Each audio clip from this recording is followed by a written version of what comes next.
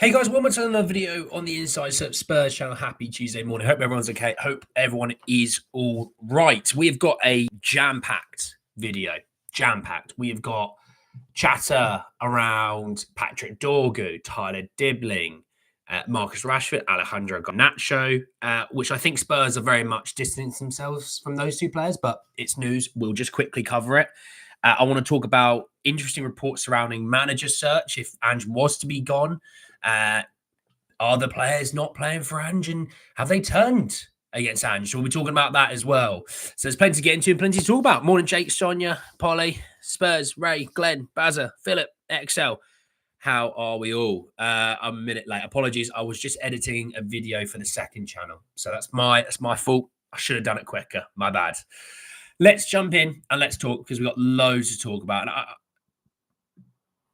Oh, Tomori. I forgot. Tomori's the main guy I'm talking about here. I don't know why I've just completely forgot about that. Hang on. Let me bring up the Tomori one because Prem Inside it was 10 hours ago. God, it's around midnight they put this out. Tottenham are expected to make an official bid for Fikayo Tomori, once again facing pressure from Juventus, though. So I guess that in that case, we're not winning that. We're not winning that race because, well, anytime we actually have to come up against someone, we lose. If you know what I mean. It's a joke. Look, I've been really clear on my views on Tomori. I've been super clear. If you're talking about a modern day centre back who suits a extremely high line, who can defend 40, 50 yards worth of space, good enough on the ball. You know, he's not Romero. Romero is very much a anomaly in defensive passing out from the back. But Tomori, in terms of what we have right now and fit and healthy, he's an upgrade.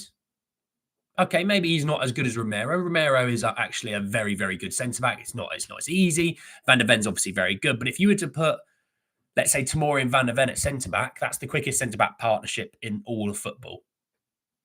Because a lot of you maybe don't know, but Tomori is genuinely rapid. He is so quick. Now, we always compare quick centre-backs with Mickey van der Ven. Well, Mickey, that's quick. Trust me. Tomori might not be that quick, but Tomori's not far behind that, okay? Would I trade Dragic for Tomori or buy Tomori to partner Dragic? I need centre-half, so I'll keep Dragic and give me Tomori as well. Morning as well, Jessica and Jazz and Liam and Richarlison. Look, what this deal would look like, I'm not too sure, but we keep getting fed the idea that January is a difficult time to buy. It's so difficult. So much so that teams who are in the Serie A who have next to no money are active buying players, and we're sitting twiddling our thumbs. There you go. Twiddling our thumbs, sitting on our backsides and doing no work. But let's see. We take this on face value. This for me is a good move. Now, Conceição, who is the current manager of Milan, who's only been there a few weeks, is a Tomori fan. That will be a wrench in this whole thing. But could it free up other moves? I'm just saying. Imagine if our next manager Ancelotti, absolutely not Excel. It won't be. So look, on Tomori, let's see what we go from here. But for me, let's pray it's true. Let's pray it's true. Really quickly, let's talk about Marcus Rashford. Let's get this one out of the way. Monaco are considering a loan move for Marcus Rashford and would be willing to pay most, if not all, of his salary until the end of the season. But I also have seen, where did I see it? Where is it? Supposedly so, Rashford's market for leaving is non-existent. He is a player that wanted to leave, and I think he expected to have multiple big clubs looking at him. Obviously, overestimating, over-egging his play over the last couple of years. And it's not happening. He hasn't got the market. Spurs were linked, but we're not going to be happening. I actually hate seeing news of other teams signing players. It makes me very jealous. Yeah, Manchester City is signing 2 outfield players. It must be nice. Don't know what that feels like anymore, but it must be nice. Honestly. But look, on Rashford, it's not happening. All right. I said it wasn't going to happen. This is all just backing up my point. All right. Let's move on to a little bit of Garnacho, and then we're going to come to Patrick Dorgu. Now, Garnacho's agent was at the Chelsea game yesterday. Ben Jacobs, I've just got rid of a tab that I think I need. I can't remember what it was for. Napoli are continuing to push for Garnacho. It's driven by Conte. They've had 2 offers placed today closer to Man United's value of him. Chelsea are also considering a bid. Man United may reluctantly sell around 70 million euros. Crikey. Big money. That's big money. No, I never thought we would be in this deal. But again, it's something that we have been linked to. It's not going to happen. We know it's not going to happen. It just must be nice to sign outfield players. Rashford is like Regulon and thinks he's way better than he is. Whoa. And everyone thinks I'm the Regulon hater. When he signed Cunha, although City are spending big before they get a massive transfer embargo, supposedly there was a report, about a week ago, saying that they won't face relegation or points deductions. It'll probably just be a fine. More adventurous, how you, mate? Well, Rashford can go to Rashford. I mean, Barca, can they actually afford him? Because they can't even register their own players normally. Dortmund, yeah, maybe. Absolutely amazing how other clubs keep getting players and we only have one so far with 2 weeks to go. Well, not only that, we only have one and it's a goalkeeper, you know. I saw an incredible stat, by the way. It was with Romero playing, it was 1.75 points per game. Without him, we are just over 1 point a game. It's like 1.07 or something. So obviously I did a stat long ago and I was like, well, you're losing half a point a game. Now it's like we're losing 3/4 of a point a game. But there's some Spurs fans that don't rate Romero, and that just blows my mind. How much do you estimate Spurs would bid for Tomori initially? Probably about 20p, knowing us, and then we'll go. But we tried. They just didn't want to sell.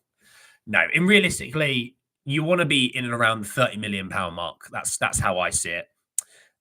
Dane Scarlett had his loan from Oxford has ended. He will be back with us, but he's going to be moved straight back out on loan. Okay, because if he plays 1 game for us this season, he won't be able to go back on loan because he'd have played for 2 clubs already. So he won't be playing for Spurs. Don't worry, it's not happening.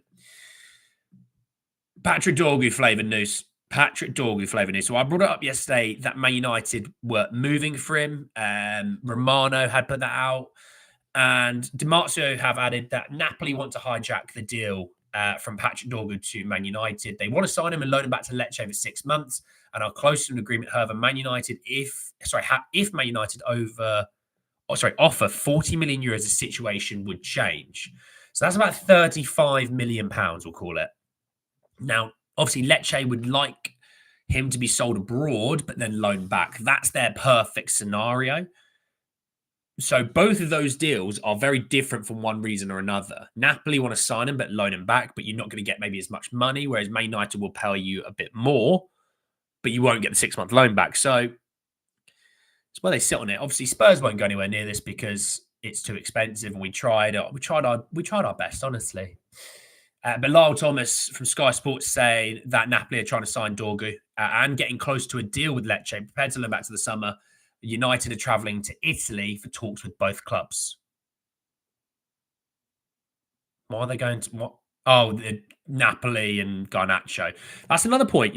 If Napoli go in and get if Napoli go and get a Dorgu, I don't think Garnacho will go to Napoli. I don't think Man United are going to want to take a double L on that. So there you have it. Right, Dibling. Let's talk Dibling. Oh, sorry, Florian Bletterberg about Marcus Rashford remaining at Manchester this window is becoming more and more increasingly likely. There you go. Right, Tyler Dibling, Southampton. I guess you could call him a wonder kid, wonder boy. This is exclusive from Florian Plettenberg saying that Red Bull Leipzig want to sign Tyler Dibling. Half of Europe is chasing the 18-year-old. Leipzig are prepared to pay 30 million euros for the versatile winger. Good luck with that. Southampton, however, demand much more, partly because, and he's tagged Spurs in this, at Spurs official, and other clubs in the Premier League are heavily involved in the race. His contract until the summer of 2027. At the latest for the summer transfer window, Dibling is one to watch. So what do we think about Tyler Dibling? Is this something that we're happy with, something that we want? And Hey, in course, mate. How are you? Marnie deal off. Yeah, Marnie's been training with Juventus, mate. He's not. He's done. Spurs should put in a bit. Well, yeah, it'd be nice. It'd be nice, but they're not going to go anywhere near Dorgu now, unfortunately. Monaco's not working on the Rashford deal. Romano just completely crapping on some other sources. Look, on Dibling, really talented player, but we also have this issue. We spent obviously money on Brennan Johnson. We gave him about 3 minutes of gameplay before people started to crap on him. Dibling's going to get the same amount because he's going to be bought. I mean, Dibling's going to be about 40 to 50 million pounds, maybe even a bit more, depending on how the rest of the season goes. I don't see this being a January move. I see this being a summer move with teams hoping that Southampton get relegated and then they can buy him cheaper. That's what they're hoping for. But we at Spurs, this is the issue, right? Good player. I like Dibling. There's some talent there. Spurs have two issues. One, he's not going to get enough time to settle and develop. Spurs fans are going to want him to be prime Lionel Messi within 3 minutes because that's what we do. We're unrealistic. The second issue is we are obviously in a very tough situation. Things aren't good at the club. Things aren't good in terms of results and vibes and all those things.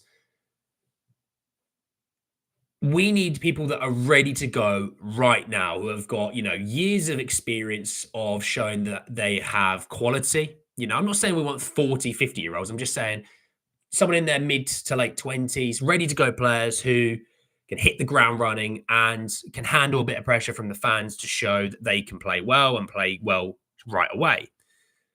Will Dibling get that time? I don't think so. I don't. Spurs will go, well, we bought him for 50 million. He needs to be good, like they did with Brennan Johnson. And unfortunately, that's the situation that we're in. Now, had we been, do you know what? Had we been like seventh, it's not even like we had to be in the top race. Had we been seventh, let's say 6 points behind top four, right? Or wherever seventh is, I think fans would then give him a bit of time. But I mean, fans are already clamoring for Yang. And Yang's an 18-year-old kid who's just moved from the other side of the world to a whole new world, a whole new way of living. And fans are already going, why is he not playing? Even though everyone's gone, can you just give him a minute to breathe? We unfortunately, we are so unrealistic as Spurs fans. We're so unrealistic at times. Looks good player, but another young player. There's that. Arrive, please repeat the good bits. Oh, I've said so much, Tarzan, mate. I've said so much. We won't get any of our first choice chances when we get a third choice. Mate, Grant, if we get our third choices, that's an improvement. We're normally getting our seventh or eighth. I would take Tomori. Cunha would be a good addition, in my opinion. Wouldn't be a great window. Wouldn't be too bad if we ended up with Kinski, Tomori, and Cunha. No, the thing is, if that was the window, if someone went, look, you got his keeper. No, I mean, none of us knew about Kinski. You got his keeper. You sign in. Let's say I take on your word. You sign it tomorrow. You're like, yeah, he suits the system. He's going to hit the ground running. He's Prem proven, England international, played in a top 5 league now for a long time with Milan. Knows how to defend. Cunha, obviously, he's had a fantastic season at Wolves. If you were saying that, I mean, that's like £100 million window, which is why I don't see it being realistic. But that would be a solid window. That would be, because you've addressed the attacker area where we need support, and you've addressed a centre-back area where we need support. Now, yes, you've not sorted the left-back situation. That would be a worry for me. But they probably would say, well, you got Spence and then Mickey, you got Ben Davies, and then Mickey can feature as well. And maybe I get that, but yeah. Do you guys not think that to sign generational talents, we need players better than those kids to help guide them? Our senior players have formed and dropped off a cliff because they don't feel they are good. Ooh. You would expect us to be buying for Ange, not the next manager. Ange is not leaving, at least not yet. Season professional is what we need. I agree, Adventurous. Just end the season. We're in the exact same situation before Ange will be in the exact situation. So as long as Daniel Levy is a part of our poor club, happy Tuesday. Oh, damn. We need a centre-back. Well, we're not going to get... Well, Jessica, we need probably even more than what you've said there. Yeah, there you go. Our budget's like 30. Well, yeah, let's not put a number on our budget. I think too many people went, our budget's 25 million. It was never 25 million. I mean, if you think the Kinski deal was 12 million in total, then you must be absolutely mental because there's so many fees that go into these transfers. that deal probably was about 15, 16 million. You know, it's an extra couple of million already. You then factor in, well, if you sign another player, even if it's on a loan deal, there's a loan fee that goes with that, and then there's wages that go on top of that. So the deals always are more than you think. Oh, Man City have sorted Vitor Rice, or whatever his name is. I assume Kusanov is done as well. Must be nice. Must be nice to sign outfield players. And there we go. Right, anyway, moving on. We've got some more stuff to talk about. Right, let's talk about these ridiculous reports from Sami Mukbel saying how the players view Postecoglou differs depending on who you talk to. Some still swear by their boss, others are left convinced. Certain players have privately complained about the demands of training and the schedule. The club's injury list does not ease some players' concerns that the output needs reducing. Right, a few things on this. Whoever those players are, if this is true, sell them, get them out of my club. Because we've seen the same thing with Mourinho, Nuno, Conte, and now Ange, if this is true. I don't believe this is true, because who the hell is he going to be speaking to in around that club? But if this is true, we take it on face value. Whatever you think of Ange, whatever you think of anyone else, those players can get out of my club. They can get out of my club. I've had enough of our players turning on our managers every single time. Oh, things are a bit tough. But it's not our fault. It's not our fault. It's the manager's fault. No. You're the ones that are paid 100, 150, 200 grand a week. You're the ones who are downing tools. Well, do you know what? That means they don't respect the fans. They don't respect the club. Hell, they don't even respect themselves. So if that is the case, then you can spot which ones are downing tools, sell them, put them in the reserves. I don't care. I do not want those players playing for this club. They clearly do not care. Now, I don't believe it's true for an absolute second, but if it is, sell them, put them in the reserves. I don't care. Get them gone, because they're a waste of spaces. I mean, talking about all the other stuff that came out in and around these articles. I mean, I've still got so much to talk about, by the way. So I hope you're ready for even more, because there is a lot still to go. You know, it says Ange is under mounting pressure as Tottenham boss, but of course he's under pressure. Things aren't good. Things aren't good. I mean, Jamie Carragher last night, he's an idiot. I'm not interested in what he has to say, because Sky Sports is, we need to say outlandish things to get clicks and get interactions because it makes money. They don't really understand football, in my opinion, because they go, Spurs are terrible defensively.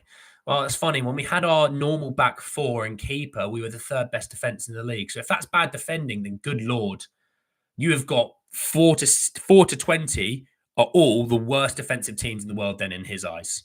Shows his lack of knowledge when it comes to these things. Hasn't done enough research. Do better. But, you know, it's like Johan Lang's believed to be an admirer of Thomas Frank. Okay, why the hell would Thomas Frank come to Spurs right now?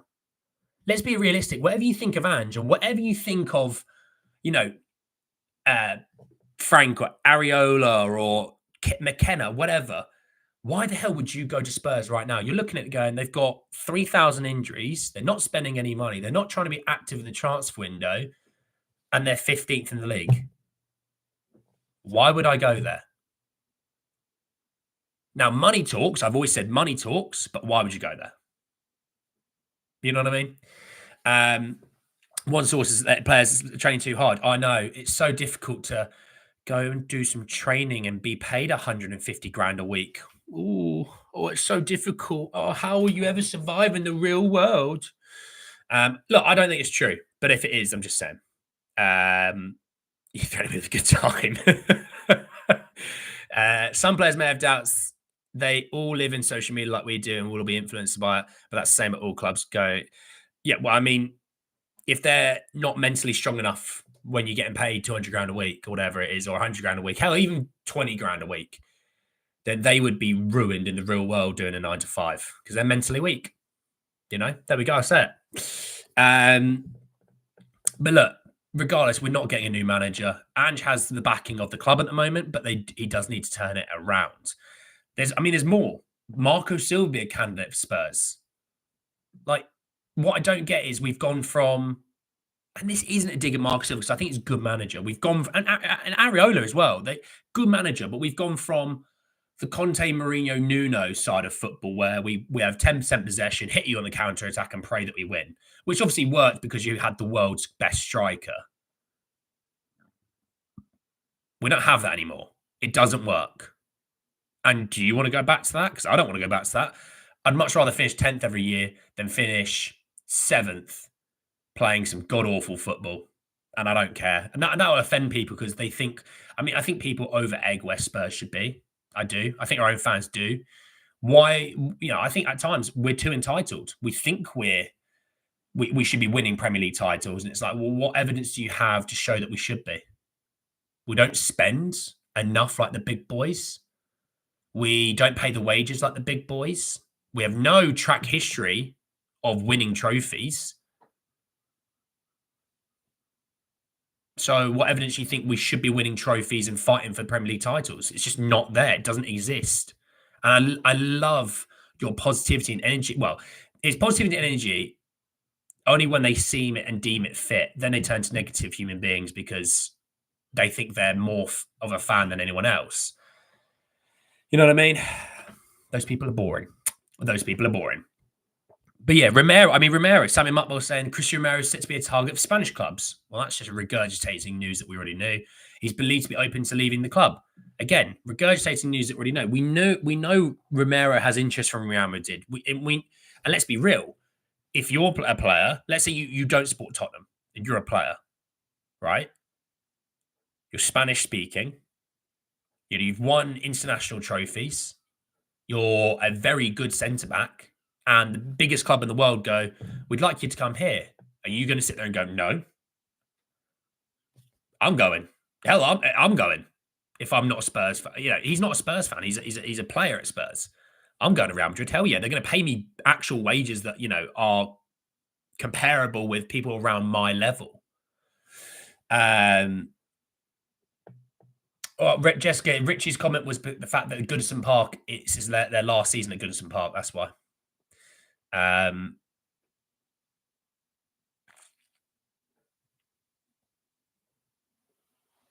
Fair enough, Charles. I'm not sure. People have mentioned that name before. I'm not sure who that is. Does Mikey play right wing? Well, he probably can, yeah. How are you? Please tell us we have some good chance of news. I sent it back and we're going to due in. Please don't tell me we're going to... No, Scarlett's going on loan. Scarlett's going out on loan. He's not playing at Spurs. He's not going... He's not playing at Spurs next season. I mean, this is the epitome of how stupid this club is and how much they think we're so gullible for this, right? Tottenham's desire to sign a forward has been complicated by the injuries to Bukayo Saka and Gabriel Jesus. The Gunners, who are not expecting to enter the market for a new attacker, are now seeking one. That causes difficulty for Tottenham.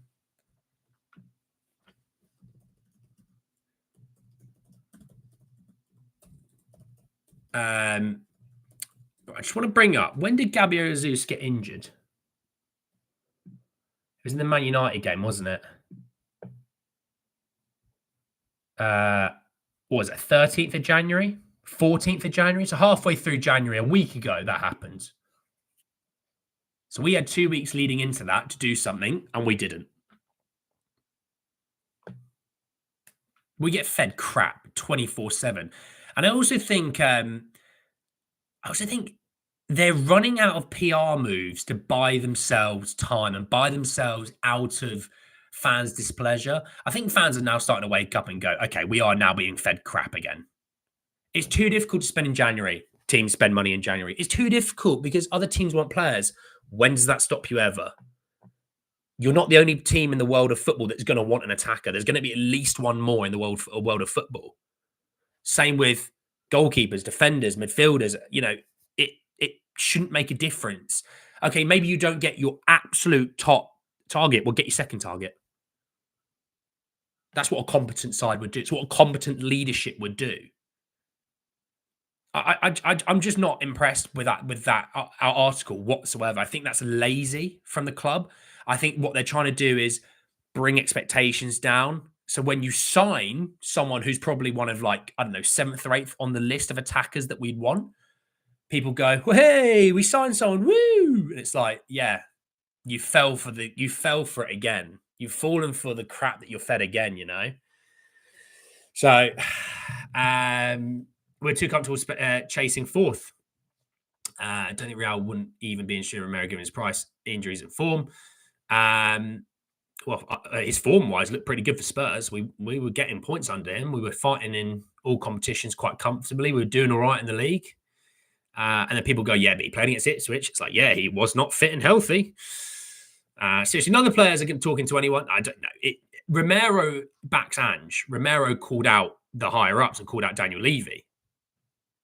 He then had to apologise for it because he's probably told, mate, even though we agree, you can't say that. There's and people went, oh, that's just weak. And it's like, actually, no, it's not. Because it's like the way, even though they earn all that money, let's compare it to you in your own workplace. You don't call out your boss publicly in front of people. You have to verbally manipulate your own words to trick them into things. You can manipulate people, but you manipulate them in the right way. You know, we need more staff. We need more help. We're struggling.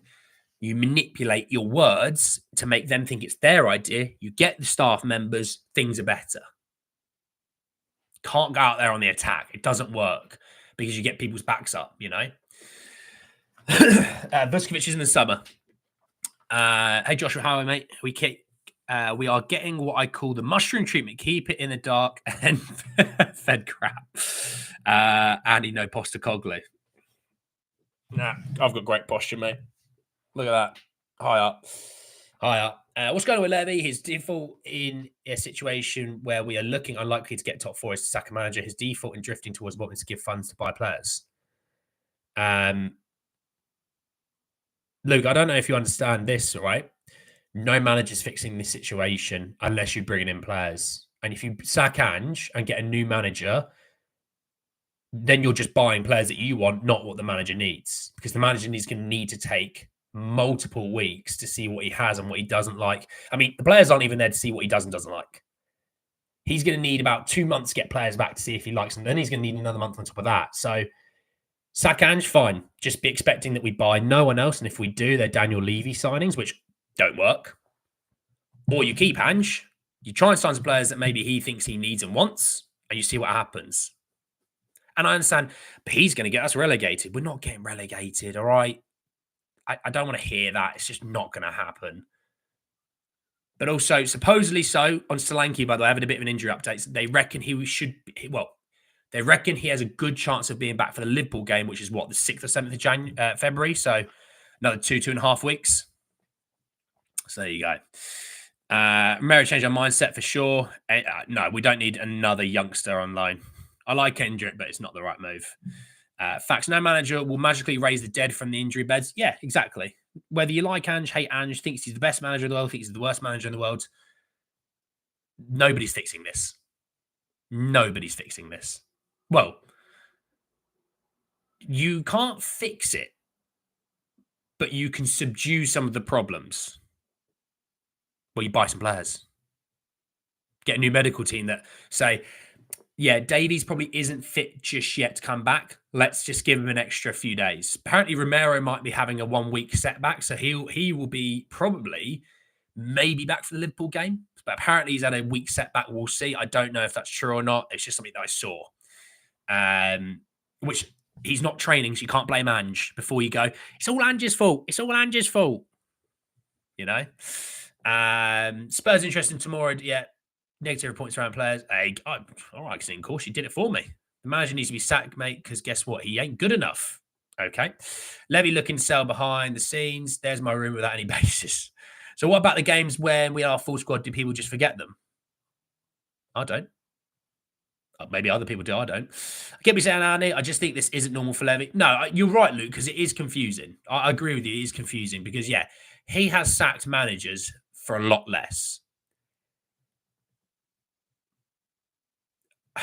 Thing is, I think, look, he was like, we need to rebuild. I think he understood that. And he was like, look, there's going to be some pretty crap times. Unfortunately, had last season we finished 7th, right? I think people will be a little bit less annoyed with it all. But because we did all right, we had those first 10 games of the season where we were the top of the league. I think people are really struggling with it. They are. Look, Ange is not sorry. Ange is not absolved of fault for this situation. I think he's at fault for a lot of stuff. Now, is it all his fault? Absolutely not. And anyone thinks it is, I'm sorry to say it, you're just stupid. Because if you think he's the only person at fault, you are just stupid, unfortunately. Levy's at fault, medical team's at fault. Hell, some of these players need to hold some fault as well. I give them the benefit of doubt. Maybe it's fatigue and maybe it's these sort of things. There are some players who don't stand up and fight for the club enough. So I don't know what's really the thinking right now. Apparently, he has the full backing of the board, which obviously means we should have signed someone. But we'll see. Our brother's a Man United fan. He says Spurs have injury issues, but what are issues? Well, look, I do think Man United and Spurs. I've said it so many times. I'm not going to go into this point too much more. Man United and Spurs are eerily similar in their situations. It's just Man United spend a bit more on transfers and spend more on wages. They are going through the same things as we do. And you can see it. Tomori would be a fantastic side. Yeah, I want Tomori, Joshua. Thanks for tagging me, by the way, Joshua. Joshua was the man that tagged me in it to say, hey, Andy, look at this. So thanks for that, mate. Appreciate that. It would help if the Spurs fans started supporting the players and got behind them. Yeah, I'm going to get behind them. I'm always behind the players because they play for my club. I get behind my club, regardless of the manager, owners, I get behind my club. Doesn't mean I agree with everything everyone does on the pitch or the higher-ups or the managers. I've never agreed with everything they do. If you do, you know what I mean? Of course, it ain't all his fault. Defo not, but on the field, tactics are all on him. Yeah, I know. I think, if I'm honest, he got Everton wrong. He got Everton massively wrong. He shouldn't. And the people that went, change your system. It was like, all right, we're 3-0 down in like 10 minutes, whatever it was. It's like, it doesn't work. We then went back to our then more normal system and won 2-0. And it was like, should have just done that from the first place, Yeah, TalkSports are idiots, mate. Fans are at fault. Oh, Joshua, I just edited my video for Raw up on the second channel, probably about midday. Home investment is coming. The wage bill has been stripped back and no major change in manager stabilised before it comes. I'm delusional hoping anyway. Fair enough, singing course. Our first team is good enough to beat Everton, blah, blah, blah. Bro, have they been playing football non-stop for like 2-3 months? Who said that? It was so good. Yeah, it was decent. I enjoyed it. Definitely enjoyed it. But yes, we shall see. Looking at it,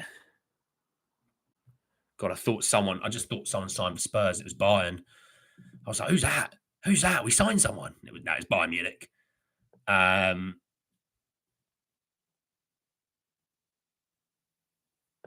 But yeah, there you go. We'll see. Who would Levy sell to? Levy just wants a bit of cash in his pocket, mate. Again, remember about this investment thing. Investment doesn't really do anything because Levy and Enoch will still run the football side of things. They still run. Sorry, let me rephrase that. They'll still be doing the exact same things that we're doing right now. They'll do the exact same things. It won't change a damn thing.